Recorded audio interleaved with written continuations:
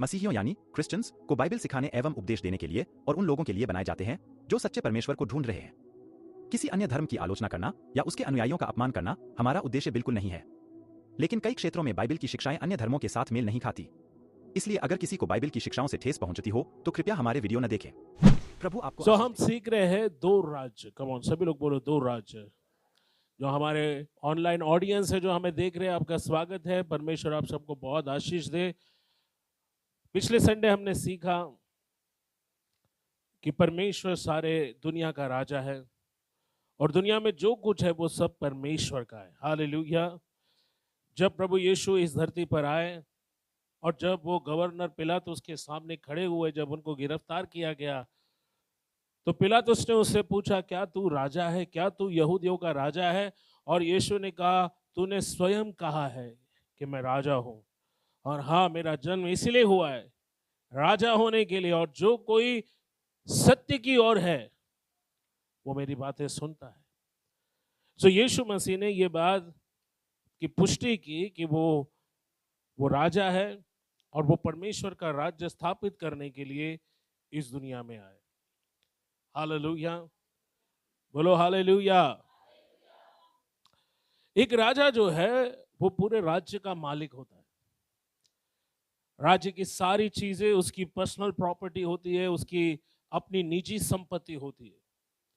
जैसे हमने देखा, सिर्फ राजा ही है जो जन्म लेता है, बाकी राष्ट्रपति, प्रधानमंत्री वो पैदा नहीं होते, उनको बनाया जाता है। पर राजा को कोई बनाता नहीं है, राजा पैदा होता है। आज दोपहर को मेरी पत्नी से जब मैं बात कर रहा था तो मेरी पत्नी ने मुझे एक बाइबल क्विज में हरा दी और मैंने हार मान ली। मैंने कहा, तुम बहुत होशियार हो, और मैं धन्यवाद करता हूं कि मुझे ऐसी होशियार पत्नी मिली। मेरी पत्नी ने मेरा जनरल नॉलेज चेक किया, पूछा, मुझे बताओ बाइबल का सबसे कम उम्र का राजा कौन है?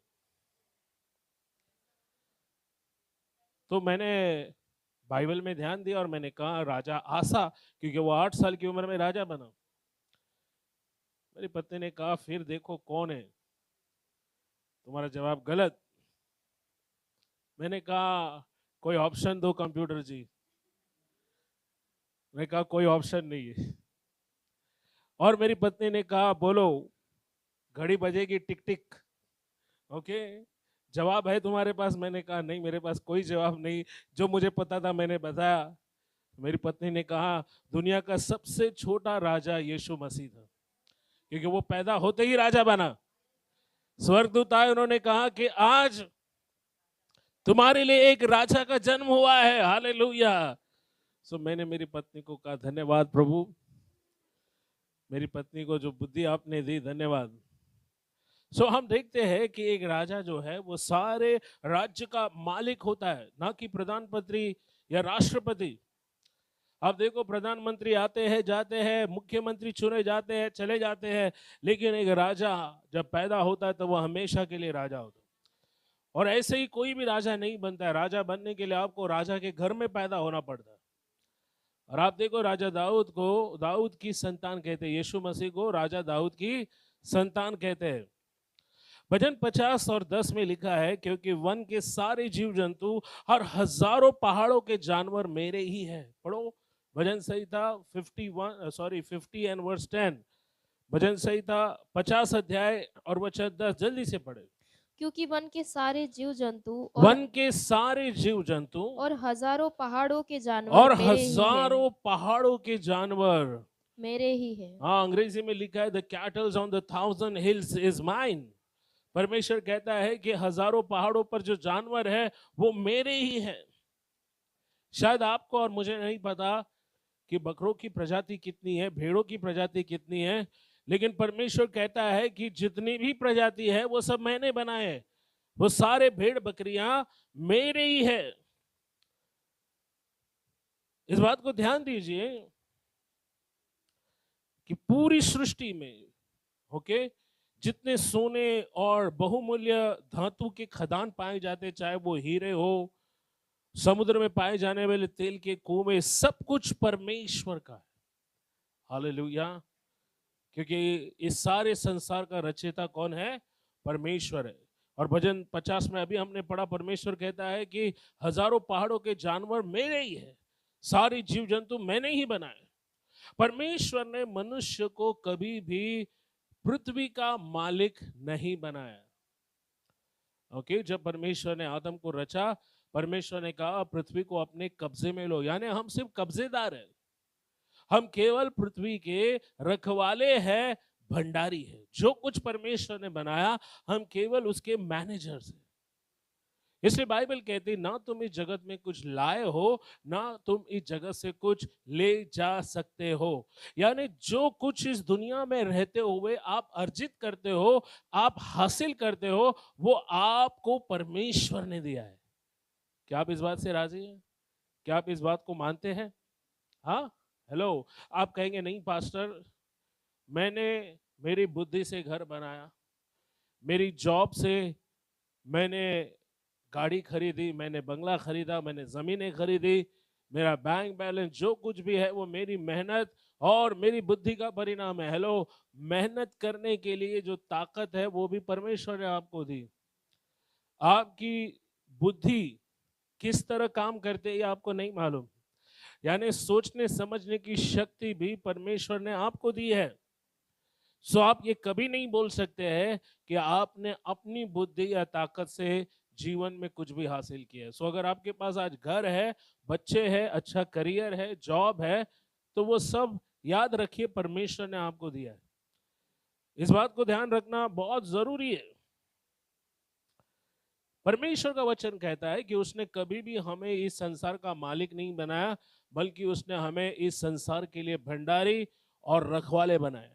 जब यीशु ने पिलातुस के आगे इस बात की गवाही दी कि वो राजा है और इस जगत में राज करने के लिए ही उसका जन्म हुआ है, जब उसने कहा कि वो राजा है, वो दरअसल कह रहा था कि वही सारे ब्रह्मांड का राजा है। जो कुछ इस संसार में है वो सब उसी का है। भजन संहिता 24 अध्याय 1 में हमने लास्ट टाइम पढ़ा था कि जगत और जो कुछ उसका है वो सब किसका है? परमेश्वर का है। अब एक वचन से थोड़ा नीचे अगर हम आएंगे, वचन 7 और 9 को हम पढ़ेंगे। वचन 7 से 9 को पढ़िए जल्दी से। हे फाटकों, अपने सिर ऊंचे करो। हे फाटकों, अपने सिर क्या करो? हे सनातन के द्वारों, ऊंचे हो जाओ, क्योंकि प्रतापी राजा प्रवेश करेगा। हालेलुया। यहाँ पर फिर से राजा का जिक्र है। बाइबल कहते हैं कि हे फाटकों, इंग्लिश में लिखा ओ गेट्स, ओके, फाटक यानी गेट्स, और वो कहता है कि हे फाटकों, हे द्वारों, अपने आप को ऊंचा करो, द्वार को खोलो, क्योंकि प्रतापी राजा प्रवेश करेगा। हालेलुया। हाँ पढ़िए। वह प्रतापी राजा कौन है? वो प्रतापी राजा कौन है? अब वचन में परमेश्वर पूछ रहा है वो प्रतापी राजा कौन है? कौन है वो राजा? परमेश्वर जो सामर्थी और पराक्रमी है, परमेश्वर जो युद्ध में पराक्रमी है। परमेश्वर जो युद्ध में पराक्रमी है, सामर्थी है। हाँ। हे फाटकों, अपने सिर ऊंचे करो। हे फाटकों, अपने सिर ऊंचे करो। हे सनातन के द्वारों, तुम भी खुल जाओ, हाँ, क्योंकि प्रतापी राजा प्रवेश करेगा। हाँ, वह प्रतापी राजा कौन है? सेनाओं का यहोवा, वही प्रतापी राजा है। हाँ, वो प्रतापी राजा कौन है? सेनाओं का यहोवा, वही प्रतापी राजा है। सो इस बात को ध्यान में रखो। भजन संहिता 24:7-9 में लिखा है कि फाटकों, अपने सिर ऊंचा करो, ताकि प्रतापी राजा उसमें प्रवेश करे। क्योंकि वो राजा है, इसलिए सब कुछ उसी का है। सभी लोग बोलो, सब कुछ उसी का है। हालेलुया। कुछ भी हमारा नहीं है। बहुत पहले हम एक गीत गाते थे हर शाम, जब हमारे घर में प्रार्थना होती थी, तो मेरी माँ की एक आदत थी, शाम के वक्त प्रार्थना में बैठने के पहले वो स्नान करती थी और वो मुझे बोलती थी कि मैं आने तक एंथोनी राज भाई का गाना लगाओ स्पीकर के ऊपर। कौन सा गाना? आराधना हम, यस, वो उस गाने का पहला बोल है, आराधना हम लाते हैं यीशु के चरणों में। और उसमें एक बहुत सुंदर बोल होता था, क्या चढ़ा है हम, कुछ भी नहीं है हमारा, जो कुछ भी है वो यीशु ने हमें दिया। तो इतनी सुंदर वो गाने के बोल थे, और जब भी हम वो गाना बजाते थे, मेरी माँ प्रार्थना में बैठती थी, उसकी आंखों से पानी आने लगता था, वो रोने लगती थी। ओके, तो तकरीबन 1.5 घंटे तक हमारे घर में शाम के वक्त बाजू वाले परेशान होते थे और मैं मेरी माँ को समझाता इतना जोर में स्पीकर मत बजा, वो बोलता था "हट, बजा"। और मेरी माँ की आदत थी कि उसको जब तक स्पीकर में वो आराधना स्तुति के गाना नहीं सुनेगा ना, उसको लगता ही नहीं था वो प्रार्थना की है। मैंने बहुत समझाने की कोशिश की, बाद में मैंने छोड़ दिया, बोला जाने दो, माँ माँ है, उससे कौन जीत सकता है। फिर मैंने देखा कि मेरी माँ की आदत थी, जब मैं घर से बाहर निकला उसके बाद भी वो अकेले भी प्रार्थना में बैठती थी। बाइबल कहती है परमेश्वर राजा है और सब कुछ उसी का है, ना हम जगत में कुछ लाए हैं, ना हम जगत से कुछ ले जा सकते। आप देखिए, क्योंकि सब कुछ उसी का है, इसलिए परमेश्वर जब चाहे किसी से भी अपनी संपत्ति ले सकता है और किसी दूसरे को दे सकता है। आप उसे मना नहीं कर सकते, क्योंकि वो आप मालिक नहीं हो। मालिक कौन है? हाँ, सपोज अगर मैं मेरी ये चीज मेरी पत्नी को देता हूँ संभालने के लिए, तो मैं कभी भी उससे मांग सकता हूँ, चल ये मुझे वापस कर, और ये चीज मैं किसी और को भी दे सकता हूँ। समझ रहे हैं आप? क्योंकि परमेश्वर सारी चीजों का मालिक है, वो कभी भी किसी को भी कुछ भी दे सकता है और उनसे वापस ले भी सकता है। इसलिए हमने पिछली बार देखा, अय्यूब कहता है परमेश्वर ने दिया और परमेश्वर ने लिया, उसी का नाम।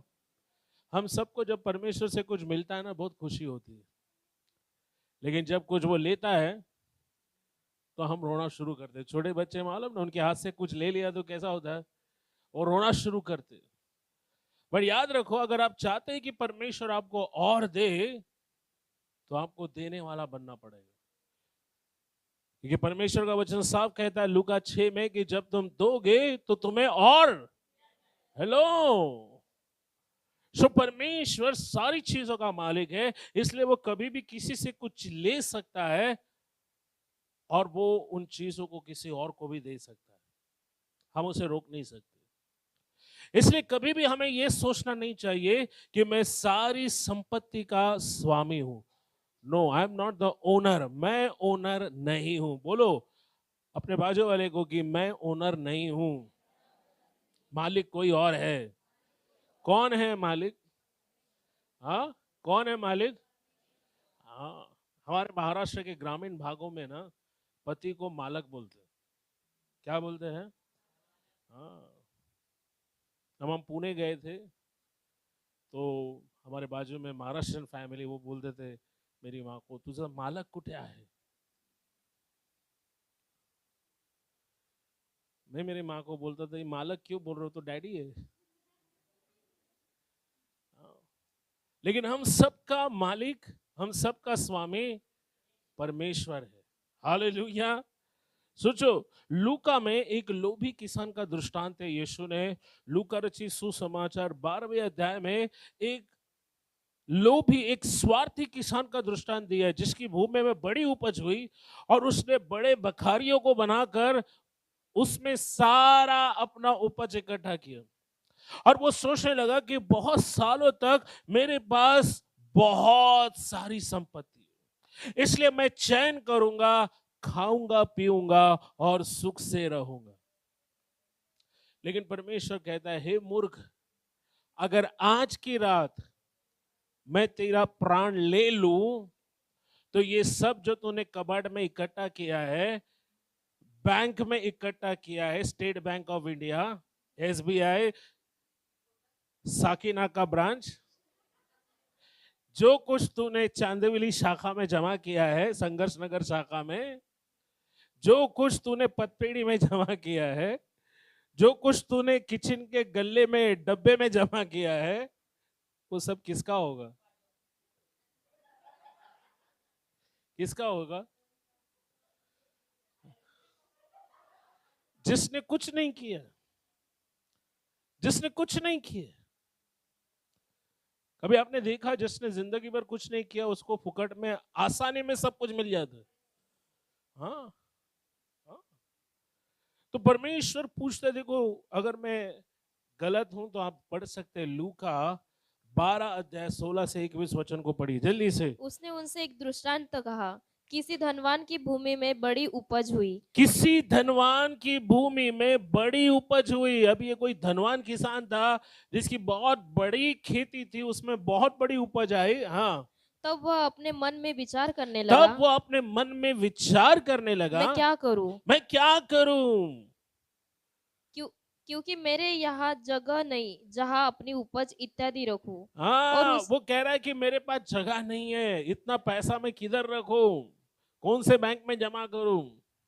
हाँ, हेलो। अब उसने कहा मेरे पास जगह नहीं, मैं क्या करूंगा? और उसने कहा, मैं यह करूंगा, मैं अपनी बखारियां तोड़कर उनसे बड़ी बनाऊंगा हाँ, मैं अपने गोदामों को तोड़कर बड़ा गोदाम बनाऊंगा। और आगे, वहां अपना सब अन्न और संपत्ति रखूंगा और मैं अपना सारा भोजन और संपत्ति, सारी उपज वहां पर जमा करूंगा। और अपने प्राण से कहूंगा कि प्राण, तेरे पास बहुत वर्ष के लिए बहुत संपत्ति रखी है। देखो वो धनवान क्या बोल रहा है, किसको बोल रहा है? ध्यान दीजिए, वो किसी और को, बाजू वाले को नहीं बोल रहा है, वो अपने आप को बोल रहा है। क्या बोल रहा है अपने आप को? कि हे मेरे प्राण, हे मेरे प्राण, मेरे पास बहुत संपत्ति मेरे है, पास बहुत संपत्ति है, चैन कर खा, इसलिए चैन कर, खा पी सुख से रहे। और सुख से रहे। अब क्या परमेश्वर आपके सुख के खिलाफ है? क्या वो आपके चैन से रहने के खिलाफ है? बिल्कुल भी नहीं।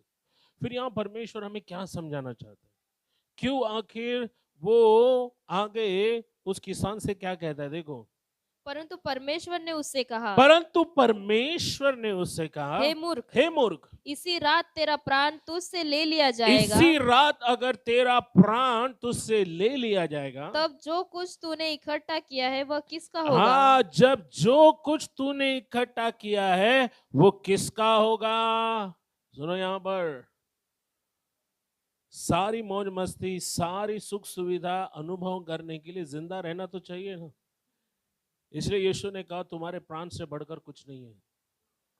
ओके, हमारे देश में कहावत है, सर सलामत तो पगड़ी हजार। ओके, अगर सर ही नहीं रहेगा तो पगड़ी किधर बांधेंगे? अगर वो सुख सुविधा एंजॉय करने के लिए अगर जिंदगी नहीं तुम्हारे पास, तो तुम वो बंगले का क्या अचार डालोगे? हाँ, मैं बोलना क्या चाहता हूं, क्यों परमेश्वर ने इस व्यक्ति को मूर्ख कहा? क्योंकि इसकी प्लानिंग सिर्फ अपने तक सीमित थी। उसकी योजना किसी के साथ उन आशीषों को बांटने की नहीं थी जो परमेश्वर ने उसे दी। वो इतना स्वार्थी और लोभी था कि उसकी योजना सिर्फ इतनी थी कि वो चैन से जीना चाहता था, वो मौज मस्ती करना चाहता था। बाकी दुनिया अगर मर रही तो मरने दो, मुझे लोगों से कोई लेना देना। इसलिए परमेश्वर ने कहा कि अगर आज रात मैं तेरी जान ले लूं या तेरा प्राण निकाल लो, तो ये सब कुछ जो तूने जमा किया है वो किसका होगा? सुनिए, आज लोग प्रॉपर्टी, जमीन, पैसों के लिए लड़ते हैं और कई बार भाई भाई दुश्मन हो जाते हैं, भाई बहन दुश्मन हो जाते हैं, दोस्त दुश्मन हो जाते हैं। हमें कभी भी ये नहीं भूलना चाहिए कि ये प्रॉपर्टी, जमीन, घर सब कुछ यहीं पर रहेगा, लेकिन आप और मैं नहीं रहेंगे, क्योंकि जीवन जो आपको मिला ये उधार मिला है। अगर आज आप अच्छे हो, सुबह का दिन देख पाए, तो सुबह उठकर प्रभु को धन्यवाद दो। धन्यवाद प्रभु कि आज का दिन तूने बनाया है, हम तुझमें आनंदित है। हालेलुया। प्रसिद्ध गायिका लता मंगेशकर, जब वो अपने जीवन के आखिरी क्षण में थी, आपको मालूम है, वो केवल ऐसे एक व्यक्ति थी जिन्होंने कभी अपने करियर में उतार नहीं देखा, सिर्फ वो अपने करियर में बढ़ते गई, यानी बहुत सारा पैसा उन्होंने कमाया। लेकिन वो कह रही थी कि ये अंतिम दिनों में वो अस्पताल में उनको गुजारना पड़ा, वो खाना नहीं खा पा रहे थे, उनकी तबीयत साथ नहीं दे पा रही थी, वो चल नहीं पा रहे थे। उन्होंने तब कहा कि जो कुछ उनके पास है वो सब उनके लिए व्यर्थ। सो इसीलिए याद रखो, हम इस दुनिया में यात्री हैं, ना हम इस दुनिया में कुछ लाए थे, ना हम इस संसार से कुछ लेकर जाएंगे। इसलिए यीशु ने कहा, अधर्म के धन से तुम कहां उसे जमा करो? पृथ्वी पर नहीं, कहां जमा करो? तो स्वर्ग में कैसे जमा करेंगे हम? हाँ, बोलो कैसे जमा करेंगे? सुनो, जब हम परमेश्वर को देते हैं, उसके राज्य के लिए देते हैं, उसकी सेवा के लिए जब देते हैं, तो ऊपर आपका अकाउंट ऑटोमेटिक अपने आप उस खाते में आशीष बढ़ती जाती है। और जब आप स्वर्ग में जाओगे तब परमेश्वर सूद समेत उसका सारा जो आशीष है वो आपको देगा। यीशु ने कहा इस संसार में चोर और कीड़े आपके धन संपत्ति को खत्म कर सकते हैं, इसलिए उसने कहा स्वर्ग में अपना धन इकट्ठा करो। जहां कहीं तुम्हारा धन होगा वहीं पर तुम्हारा मन होगा। हालेलुया, कम ऑन बोलो हालेलुया।